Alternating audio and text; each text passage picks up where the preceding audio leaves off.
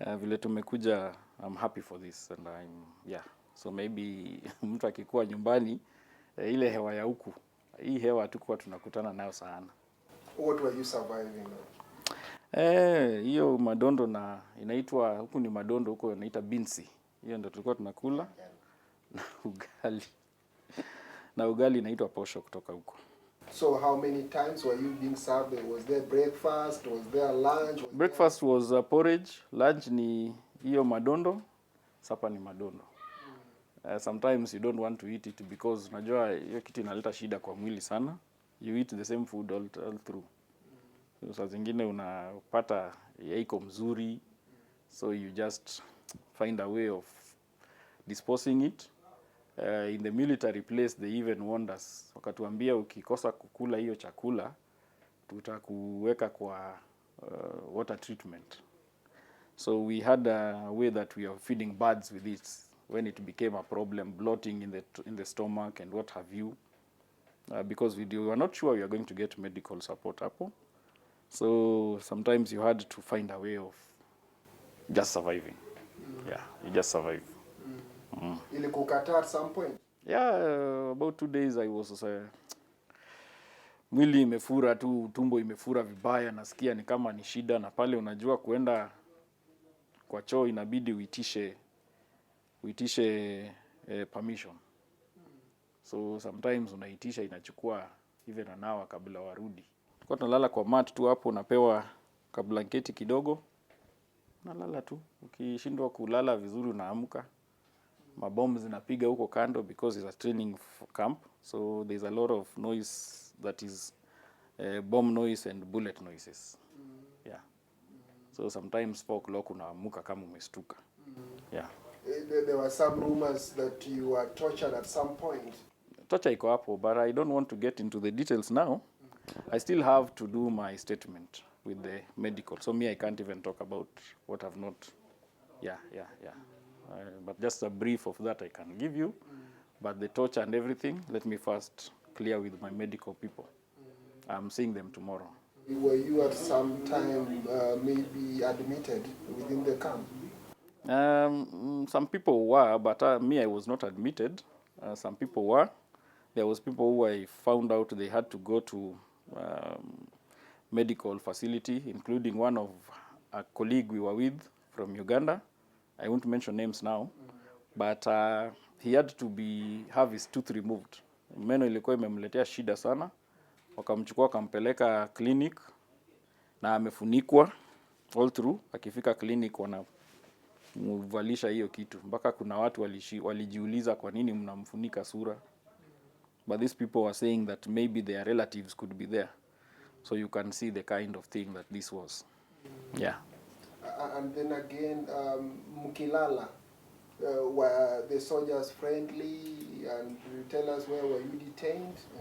The place we will reveal at this point in time tukienda, but it was a military camp, training camp, and soldiers, some of them are friendly. Some of them became friendly.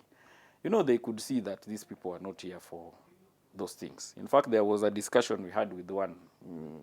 Unajua hao sasa saa zingine wanakuja, akikuja kukusava na anza kukuongelesha. So there is a discussion, he was telling me that sasa unajua sisi huku ni kama nyinyi tu, because the food that we eat is almost similar, alafu nyinyi mmefungiwa hapo kwa nyumba yetu, those kind of things. Yeah.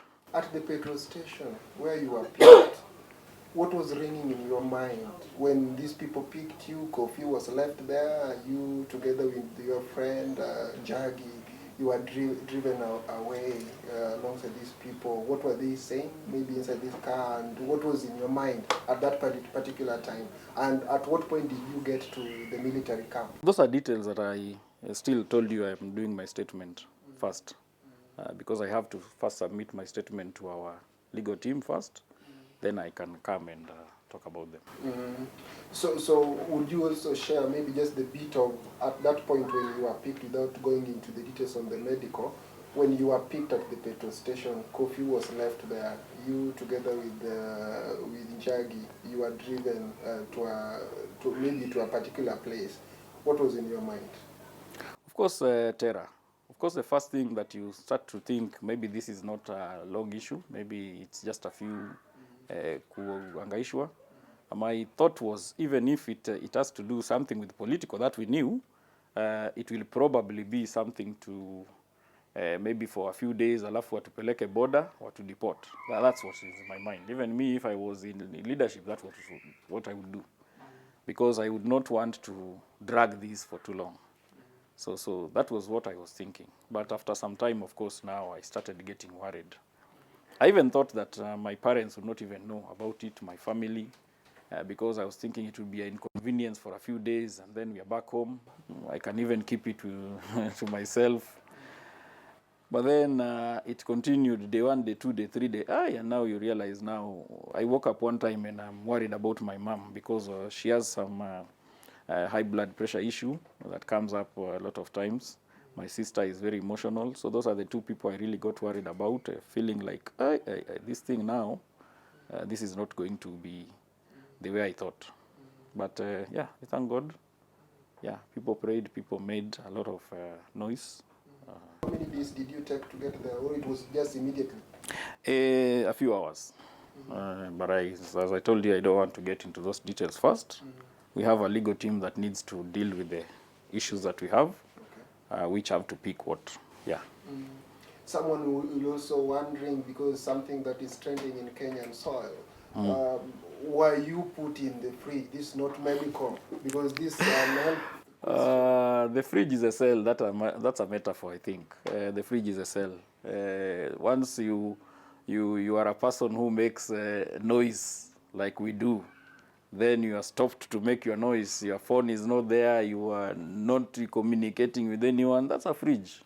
So I think that's what he meant. I wouldn't want to answer to my elder. I'm a person who has grown to respect elders. If I see that you're my elder and I'm sitting, I will stand up. That's how my parents have brought me up. So I wouldn't want to answer to an elder.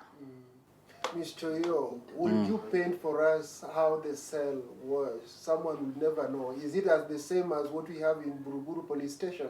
How was the cell? Can I just save those details until I meet my medical team, please? Just something please. so that, because this is a matter of your stability. Was it as cold as the Buruburu cell in Kenya? I'll tell you it is cold, but let me leave it there for a while. We need to finalize this, what we are doing first, and then I have to meet my medical team first. Okay. Because some of these details are also evidences that they need to put together. Yeah. If someone would tell you to go back to Uganda today, would you be willing to go back? No, not now. In fact, I think I probably be a persona non grata there. As long as there is politics going on in Uganda, I think these people panic is at a level I've never even imagined. So I imagine if I go to the border now, I think I don't want to get into that experience again. Was the level of treatment the same between you and Njagi, or they were brutal maybe to the other party than you, or brutal to Njagi than you? I don't want to discuss that matter for now. As I told you, I need to do my medical first, and that's where the statements are going to be put together. So I really have to wait for that. I don't want to make comparisons. Whatever happened, that's first of all legal team and our medical team, people who brought us here, and they have to put together a file first of all. In a scale of 1 to 10, you are mentally, are you stable? How do you view yourself when you left Kenya and when you left Uganda? I think now I'm getting better. We've gotten some medical support for a while. When I left, probably I was really feeling emotional. I was feeling elated, yes, but really, if you remember those things, yeah, you never seen a man cry. I would have, yeah. It was not an easy experience. Who do you hold in high regards on your release? Now you're back in Kenya. Who do you want to thank first on this? We are giving a statement right now. We are going to thank but people. Just for this, it's either your mom, it's either President Uhuru Kenyatta, it's either... My family starts because they really rallied. In fact, the people I was worried about were the people who came to the center of this, my sister Benta. That's the first point of engagement that brought this matter to the level. Yeah, but I've had many people. Let me please just have that moment to tell you, the people, because I've put that in a statement, so please. In a post form, before I let you go, what's your parting shot without me interrupting? What would you want to say? Now you are free. I want to tell Kenyans thank you, because this was prayerful. This was the noise from Kenya. This was people who basically don't know me. Even now, I'm meeting people who I don't know them, they don't know me, but they're just happy to see me here. It is that kind of thing. I believe when Kenyans come together, they can do great things. And that, for me, is something that has testified that. Do you feel threatened now, still, even in your soil? Threats are always going to be there. But I think now we are home. And mwanaume, ikifika wakati yako, hiyo ikukuwa imefika wakati. Wangeenda wa consult tuko juu. Labda wangekuwa wameona wakati.